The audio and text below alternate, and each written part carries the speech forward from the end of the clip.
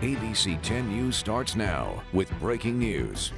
Yeah, we start with breaking news. The governor's office outlining plans to fully reopen California's economy by June. So good to have you with us. I'm Jim Patton, and here's a quick breakdown of the state's plan. The governor's office saying the entire state would open up starting June 15th.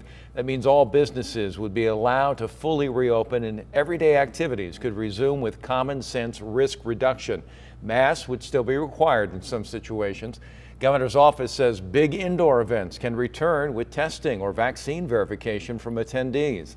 The state says it is contingent upon two things: sufficient vaccine supply for everyone 16 and up by June 15th and low and stable hospitalization rates. Again, the governor is saying this would happen at the same time statewide. The governor is at San Francisco City College right now, where he's expected to speak, and you can see the podium there. We've been watching the governor say hello to some folks and walking around the college, so we expect him to speak at any moment, and we will take that when it happens. And big news, of course, for everybody in California wanting to get back to business, get back to life a little bit more normal. So that's about to get underway, and we will get to it just as soon as we can. So mid-June, target date for a relative return to normal life here in California. In the meantime, we're waiting to learn whether San Diego will move into the less restrictive orange tier. Last month, the county moved out of the lowest tier into the next highest. It's determined by case rates and vaccine distribution to the most vulnerable neighborhoods. LA just entered the orange tier yesterday. It allows bars to reopen and restaurants to increase indoor capacity from 25 to 50%. We're going to continue to dig into this news, keep you posted as we learn more. In the meantime, you can find out more updates and details on the reopening plan on 10news.com.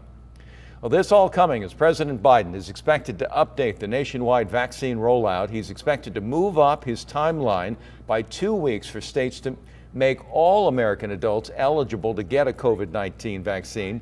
The new date is April 19th. All states have opened eligibility to the public or have announced when they plan to do so. Oregon, South Dakota, Nebraska, Hawaii, and New Jersey have all said all adults would be eligible by May 1st. Well, it's unclear how Biden's announcement might change those plans. Well, now to a developing story out of Maryland. A Navy medic has shot two people at a business park. Reports say the medic then ran away to nearby Army base Fort Detrick, where police and Navy officers shot and killed him. Officials say the man entered a business at the Riverside Tech Park.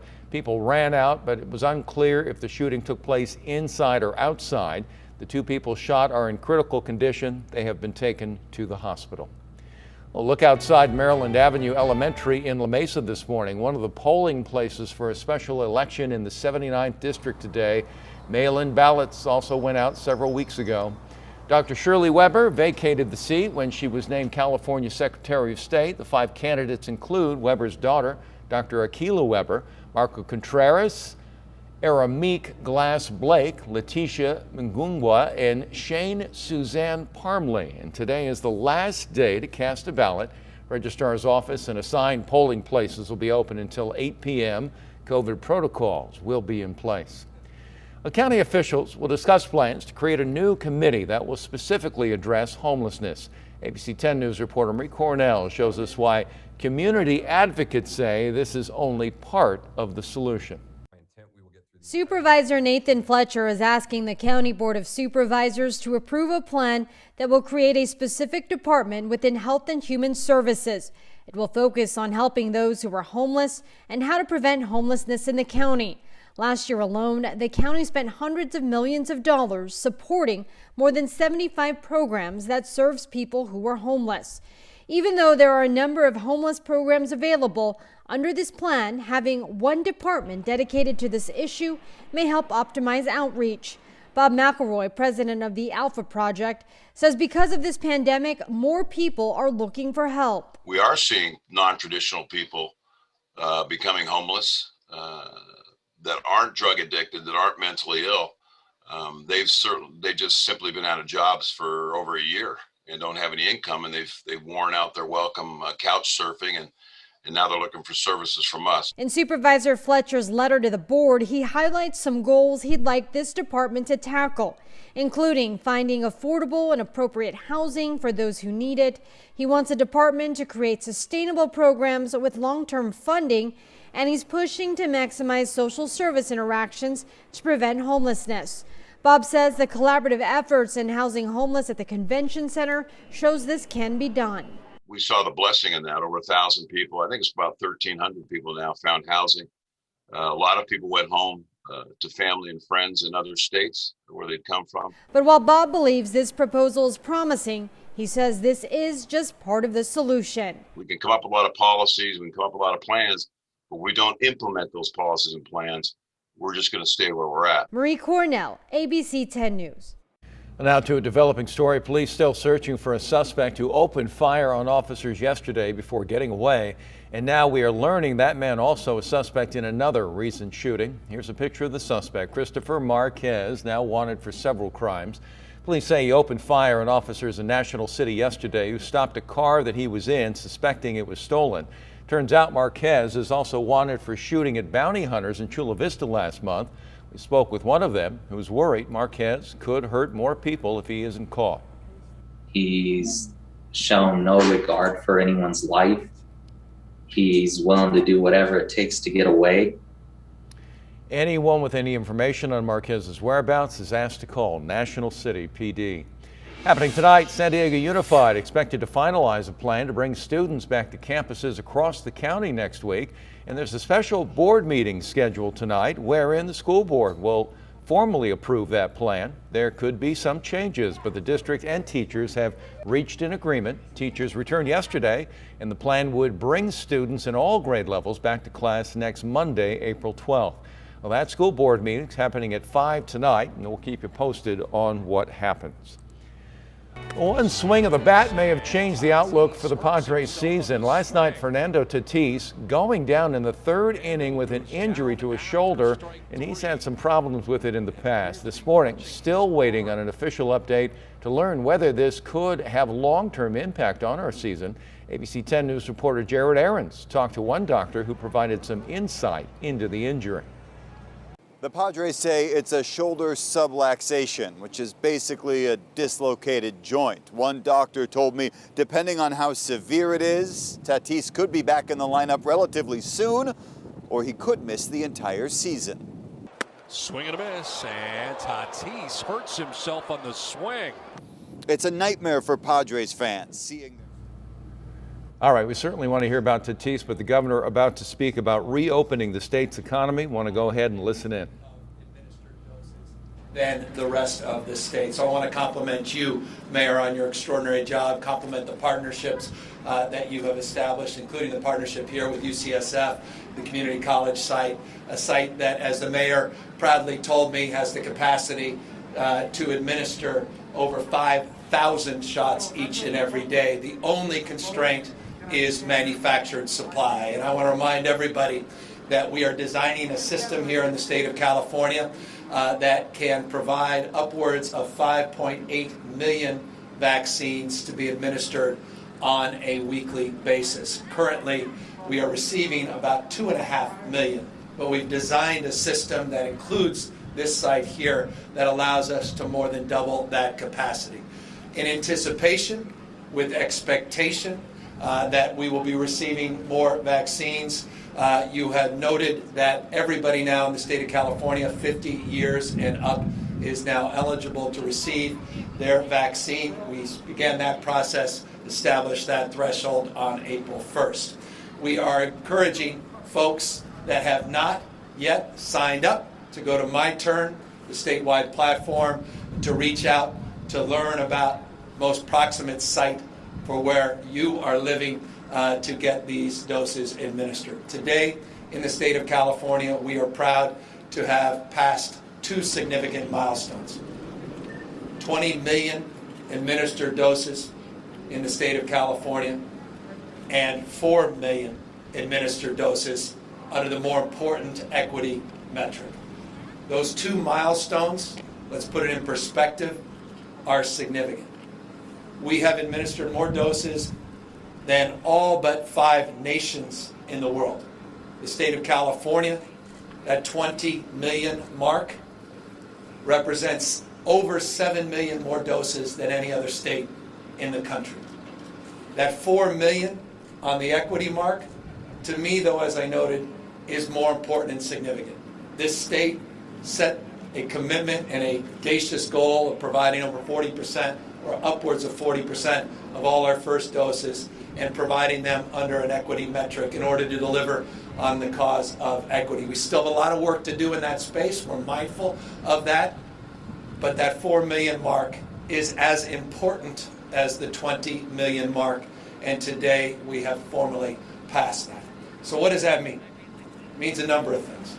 We're seeing death rates, mortality rates go down. We're seeing case rates stabilize. We have the lowest case rates in the United States of America. Over a 7-day period now, we have a 1.6% positivity rate statewide. We report today 1,367 cases. Still prevalent, still deadly, still a challenge that we need to tackle. And that's why we are mindful, as the mayor said, of the imperative and importance of not letting your guard down, not taking off your masks, maintaining your vigilance, and accessing, once your eligibility comes up, these vaccines.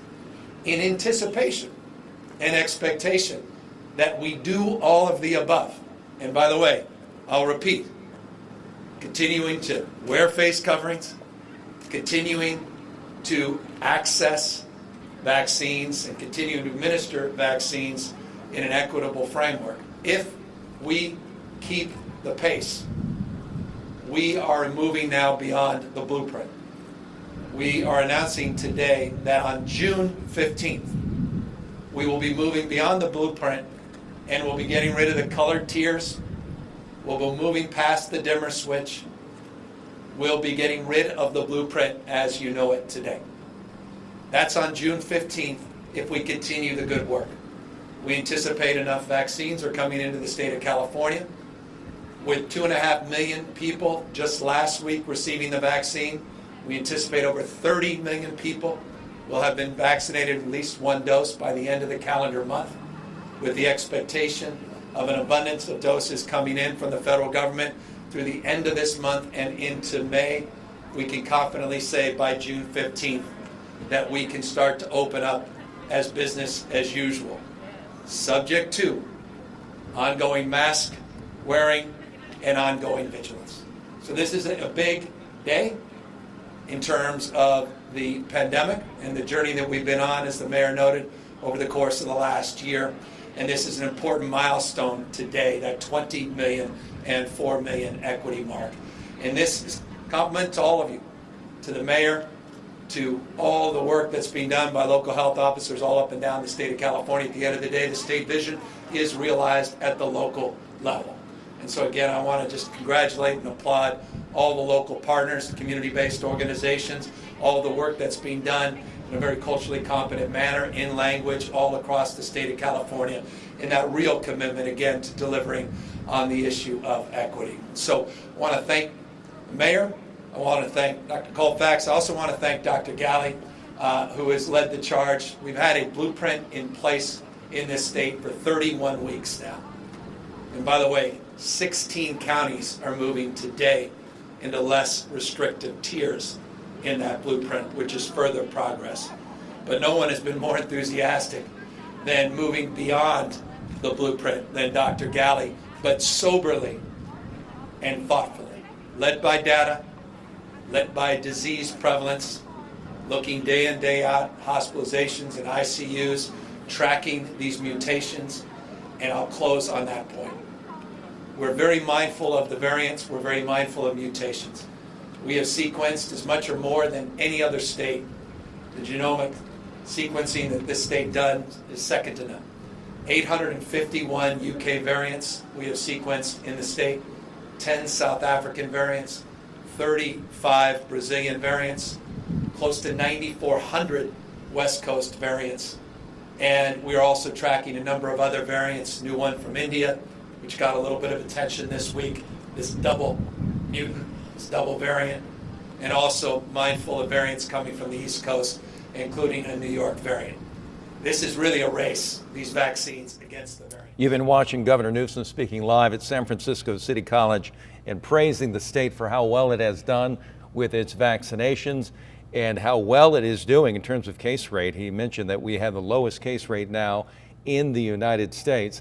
And because of that, by June 15th, according to the governor, and if this all continues in the trend that it's going, we will get rid of the colored tier system altogether and get moving back toward a normal economy. And so great news, and hopefully we will continue to do that. He wants people to continue wearing masks and maintaining their social distancing. And we're going to continue our news program in just a moment. We'll be right back. Megan, how's the weather look? Well, it is going to be a little cooler today, still really nice, but I'm going to be pinpointing the warm up we're going to start to feel tomorrow.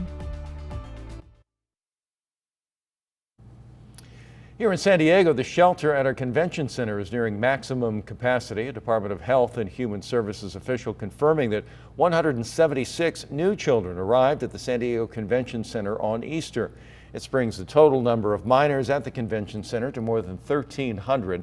The department expects to reach the maximum capacity of 1,450 by this week, and they say they have no plans to go above that capacity.